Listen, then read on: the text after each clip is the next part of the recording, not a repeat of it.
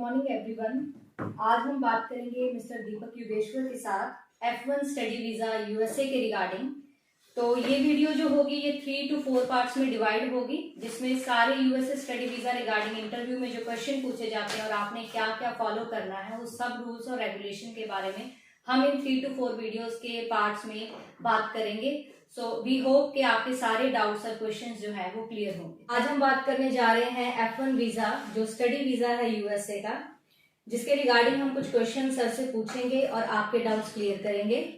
तो हमारा जो पहला क्वेश्चन है वो है कि क्या चीजें हैं सर जो स्टडी वीजा में सक्सेस रेट लाती हैं।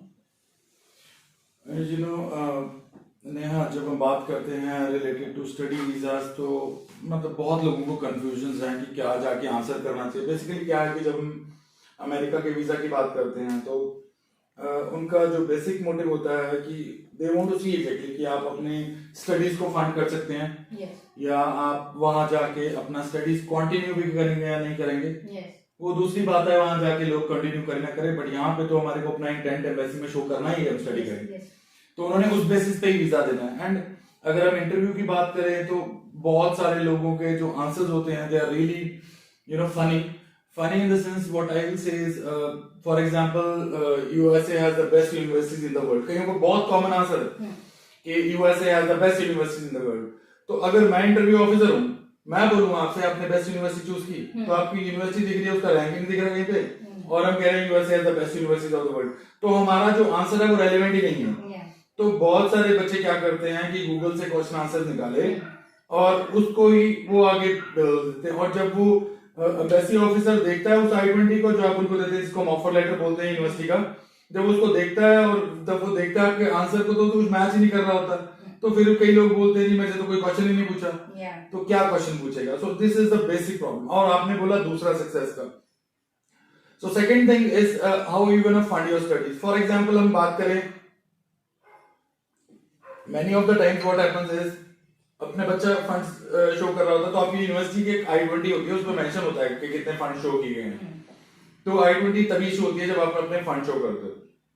तो फॉर एग्जांपल आपकी I-20 पे फंड शो हो गया, उसके बाद वो कहते हैं कि who is gonna support you for your education.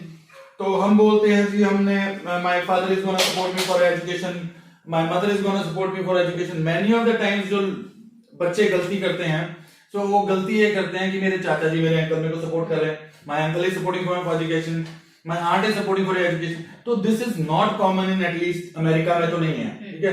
America जो कल्चर है दैट इज अबाउट माँ बाप भी 18 साल के बाद बच्चे को कहते हैं आपने अपने पैरों पे खुद स्टैंड होना। तो वो एक चीजें जो लोग मामा मासी के फंड शो करने की कोशिश करते हैं कि वो मुझे सपोर्ट कर रहे हैं, ये मेरे हिसाब से एक सही आंसर नहीं है। तो एक आपकी फंडिंग होगी और आपका कोर्स का स्ट्रक्चर, कोर्स की चीजें आपको नॉलेज होनी चाहिए, जो कि आपका आंसर टेलर्ड होने चाहिए। ये नहीं कि आपने गूगल पे सर्च किया और गूगल से निकाल लिया आंसर। और अगर मैं इसमें ही बोलूं कि ऐसे क्वेश्चंस होते हैं आंसर करते हो कि अगर उसमें से ही क्वेश्चन पूछ लिया तो आप फंस जाओगे। जैसे मैंने आपको बोला कि बेस्ट यूनिवर्सिटीज, आपने बोला USA is best university in the world, तो आपकी बेस्ट यूनिवर्सिटी है नहीं, तो आपने किस तरह से उसको चूज कर लिया। तो वो कहते हैं the course which I will do is will be recognised all over the world. तो अगर वो पूछे how do you think so it will be recognised, कि कैसे रिकॉग्नाइज होगा पूरे वर्ल्ड में, तो फिर हमारे पास आंसर नहीं होता। सो उनके जो क्वेश्चंस होते हैं they are from your answers only. तो जैसे आप आंसर करते हो उससे ही वो एक नया क्वेश्चन निकाल लेते हैं। तो दिस इज अ स्ट्रेटजी जिससे कि एक बंदे को प्रिपेयर होने के लिए ज्यादा चांस नहीं मिलता और बहुत ज्यादा चांसेस है वो सच बोलेगा।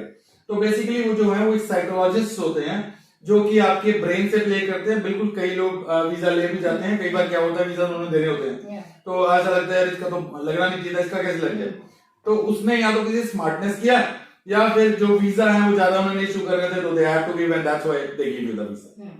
सर हमारा नेक्स्ट क्वेश्चन जो है कि कौन सा सेशन मतलब सबसे ज्यादा एप्लीकेशन जो है किस टाइम में आती लगती है। देखो ये जो मेजर सेशन हम बात करें तो major session is the fall intake, जो कि सितंबर अगस्त एंड से सितंबर में शुरू होता है। And this is the biggest session if we talk about people study, specially international students के लिए। तो क्या होता है इसमें कि जब एक बच्चा जा रहा होता है वहां पे एक फॉल इनटेक के लिए, तो पहले तो ऐसे होता था कि 120 दिन पहले तक ही आप इंटरव्यू दे सकते थे। तो क्या है कि अगर आप अपना जो इंटरव्यू है मेक श्योर दैट आपका इंटरव्यू थोड़ा सा पहले हो, कई बार जरूर डिफिकल्टी आई थी, आपको डेट्स नहीं मिल रही थी, जैसे कोरोना के बाद बहुत डिफिकल्टी आई डेट्स की।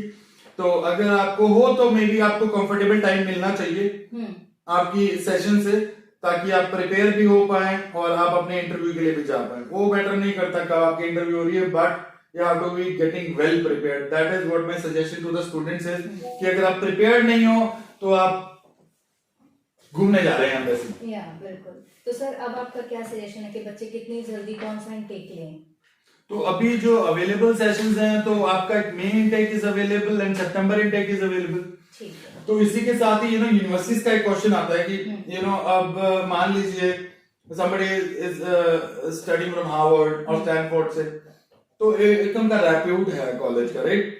तो फॉर एग्जांपल एक यूनिवर्सिटी का या कॉलेज का एक रेप्यूट है, उसके बाद आपके फंड्स अवेलेबल है, तो उनका टारगेट हो जाएगा आपके फंड्स के ऊपर, क्योंकि आपने I-20 तो हासिल कर ली, तो वो आपकी I-20 आपको चेकअप करके दी गई है और वो बेटर रहता है कि रैंक से ली जाए।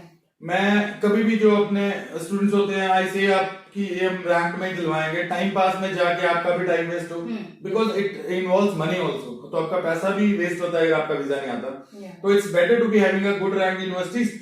अलोंग विद दैट जब आपकी फंडिंग के ऊपर क्वेश्चंस होते हैं, तो इसमें भी एक बहुत इंपॉर्टेंट थिंग है, you know what people do is, उनसे पूछा जाता है कि स्टूडेंट से पूछा जाता है what does your father do. जो अगर हमने बोला फादर ने स्पॉन्सर किया स्टडीज को, my father is indulged in business. अगर मैं बिजनेस की बात करूं तो कोई ऑटो ड्राइवर भी एक बिजनेस कर रहा है और एक शोरूम का मालिक, एक होटल का मालिक बड़ा सा, वो भी एक बिजनेस कर रहा है। तो अगर आप उनको अनक्लियर आंसर्स कर रहे हो तो मेक श्योर ना उनके पास इतना टाइम नहीं है आपके आंसर्स को फिर से पूछें। फॉर एग्जांपल अगर आपने बोला मेरे डैड बिजनेस करते हैं, तो आप सोचिए कि अगर दोबारा से इंटरव्यू ऑफिसर को पूछना पड़ गया जी what business does your father do, तो एक इरिटेशन सा आने लग जाता है।